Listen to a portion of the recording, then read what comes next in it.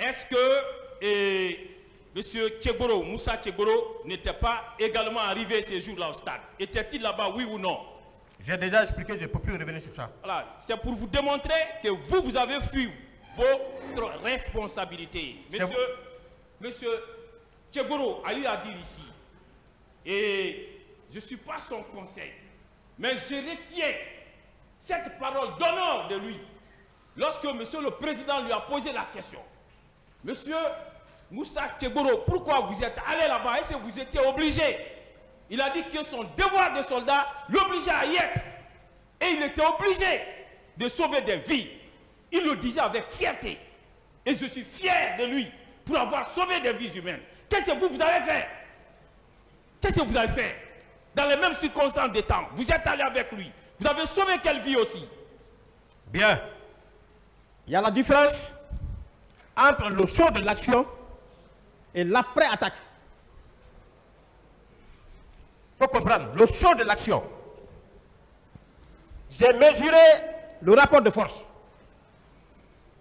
J'ai quitté. Après l'action, c'est le ratissage. Il n'y a plus de danger. C'est ça que vous devrez comprendre. Vous n'êtes pas encore une fois de plus militaire. Je dis bien. Ça, je vous l'apprends. Vous savez, quand on vous parle de la non-assistance à personne en danger dans cette affaire, il n'y a pas d'échappatoire pour vous. Vous voyez, il y a eu ces jours-là 2 soldats d'honneur. Je veux parler du colonel Tchegboro qui a eu à sauver Jean-Marie Doré, qui a eu à sauver. Et en plus de Jean-Marie Doré, il a sauvé Baouri et Selou Dalen Diallo. De l'autre côté, vous avez mon commandant d'honneur aussi, M. Abakar Diakité Ditumba, qui a eu à sauver également les 3 leaders dont j'ai donné le nom ici. Vous, de votre côté, vous n'avez rien fait. Or, vous vous étiez retrouvés là-bas dans les mêmes circonstances de temps et de lieu. Donc, il n'y a pas d'échappatoire pour vous. Sur cette question, je passe. Je passe. C'est fini. La non-assistance est établie. C'est indiscutable.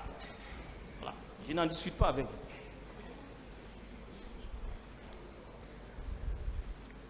Et lorsque vous avez été là-bas, d'après vos déclarations, M. Aboubakar Diakité Ditumba et ses prétendus hommes que vous lui attribuez se seraient mis à tirer ça et là. Vous n'avez pas compris que lorsqu'il y a une telle situation, qu'il y a un danger et que vous aviez l'obligation d'en informer les autorités judiciaires ou administratives pour que la commission de toute infraction puisse être prévenue ou que ses effets puissent être limités. Je peux parler? Oui, allez-y. D'accord. J'ai largement expliqué le devoir qui m'était dévolu. En tant que bon soldat, j'ai expliqué. Je ne peux pas me confondre à quelqu'un qui a déjà commis des infractions et qui cherche à se faire repentir. J'ai sauvé mes hommes, j'ai quitté, j'ai laissé des forces qui étaient bien équipées, qui pouvaient agir. Donc, moi qui n'avais que 6 éléments, par rapport à combien de personnes, je ne pouvais pas sacrifier mes hommes. Voilà. Parle des informations dont vous étiez dépositaire. Ces informations, si vous en avez fait usage, en les portant à la connaissance des autorités judiciaires ou administratives, pour permettre à ces autorités de prévenir la commission des infractions qui ont été perpétrées au stade du 28 septembre ou pour en limiter les effets. Est-ce que vous l'avez fait? Bien. 1. Toutes les autorités militaires ce jour, Monsieur le Président, étaient informées. Il y avait Tarki connecté de part et d'autre. Les informations passaient. Deuxièmement, de ma part, quand j'ai décroché, je suis allé, je n'ai pas gardé l'information par devers moi. En bon militaire, j'ai rendu compte à ma hiérarchie directe. Ma hiérarchie, c'est un défi. Au planificateur, je l'ai expliqué Le ici. planificateur, où il est? Peut-il venir témoigner en votre faveur ici? Où il est? Mais malheureusement, il est décédé, paix à son âme. Et vous savez que si vous ne parvenez pas à administrer cette preuve, que votre responsabilité sera retenue pour abstention délictueuse. Non, c'est vous qui le dites. Mais Le mon tribunal cher, va apprécier. Saviez-vous que le fait, pour quiconque comme vous, ayant eu connaissance d'un crime dont il était encore possible de prévenir ou de limiter les effets, ou dont les auteurs sont susceptibles de commettre de nouveaux crimes et qui peuvent être empêchés, alors vous avez ces informations, vous ne l'avez pas fait. Savez-vous que cela tombe sous le coup des dispositions de l'article 755 du Code pénal? Vous le savez? Maître, aujourd'hui, j'ai dit hier, je fais confiance au tribunal. On est entré, on a tiré Blaise des accusations qui sont portées contre lui par devant cette grande et auguste juridiction. On cherche des pouls sur le crâne rasé du colonel Blaise pour parler d'abstention délictueuse. Moi, je ne suis pas renvoyé pour ça. L'exécution a été faite, cela n'a pas été retenu contre moi. Moi, je suis là pour des faits de meurtre, d'assassinat, de complicité, de viol, de coups et blessures volontaires, de vol à main armée. Si vous parlez d'abstention délictueuse, mais attention, moi Blaise, je ne reconnais pas cet état de choses. Monsieur Blaise Goumou, je vous apprends que les débats ici sont ouverts et que les faits peuvent faire l'objet des disqualifications et des requalifications tant qu'une décision de justice définitive et irrévocable n'est pas intervenue. Donc, je suis libre de poser des questions. Les faits sur lesquels je pose des questions, c'est faire la figure au dossier. Ce ne sont pas des faits étrangers au dossier. Donc, que vous le chassiez. Et je poursuis.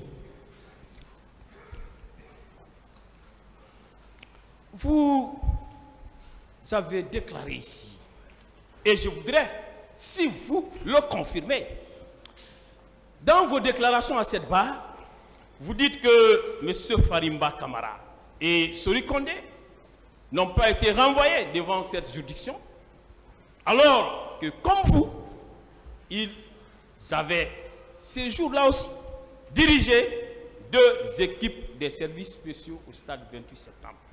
Vous le maintenez? Oui, mais on était ensemble. Très bien, très bien. Alors, je suis entièrement d'accord avec vous. Je crois que le ministère public vous entend aussi très bien. Bien sûr. Alors, je pense bien que le ministère public verra ce qu'il y a lieu de faire, hein, pour que ces derniers puissent aussi être poursuivis et renvoyés, hein, ici, en vue d'un procès juste et équitable. Le ministère public fera preuve de votre bonne foi par rapport à cette question. Maintenant, venons-en à votre personnalité, à votre parcours académique.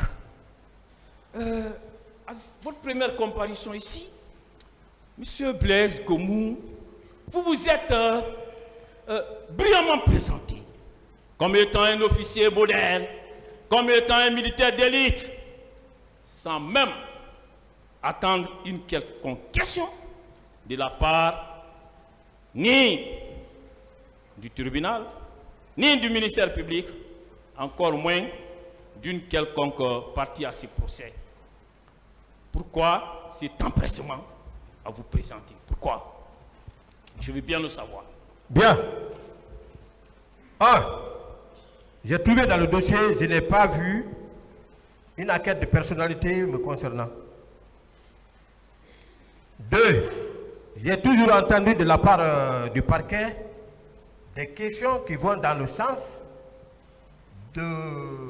d'identifier les accusés en ce qui concerne leur parcours militaire. 3e, j'ai dit qu'il y a beaucoup de questions d'ordre militaire qui sont passées ici, peut-être que de nature à désorienter les uns et les autres. En me présentant, les gens vont comprendre que je suis en mesure de répondre à toutes les questions relatives au fonctionnement de toutes les composantes de l'armée guinéenne. Et... C'est ce qui m'a permis... Non, laissez-moi finir. Oui, ok, allez-y. Voilà, c'est ce qui m'a permis de faire le distinguo entre les attributions de l'armée de façon globale et les attributions de la police et de la gendarmerie nationale. S'il vous plaît, on va continuer. Voilà. Et vous êtes allé plus loin. Et ça frise le manque d'humilité. Vous avez dit ici... Humilité de la part de qui? Non, je ne manque pas d'humilité. Non, monsieur le Président. Vous avez dit, c'est pourquoi on vous enseignera ce que c'est un manifestant. Quels sont les composants d'un manifestant? Quel est l'itinéraire d'un manifestant? Quelle peut être l'attitude d'un agent par rapport à la gestion de la manifestation? Est-ce qu'on peut se permettre devant une telle juridiction composée d'éminents magistrats, on peut se permettre d'avoir une telle prétention? Je vous enseignerai ceci, je vous enseignerai cela. Est-ce que cela ne frise pas le manque d'humilité de votre part? Je suis très humble. Non. Je suis très humble. Si vous n'êtes pas humble, moi je suis très humble. C'est vous qui manquez d'humilité. Vous manquez d'humilité, hein? S'il vous plaît. Non, mais il dit que je suis en manque d'humilité. Moi, je vais vous expliquer, monsieur le Président. S'il vous plaît. Je continue, monsieur le Président.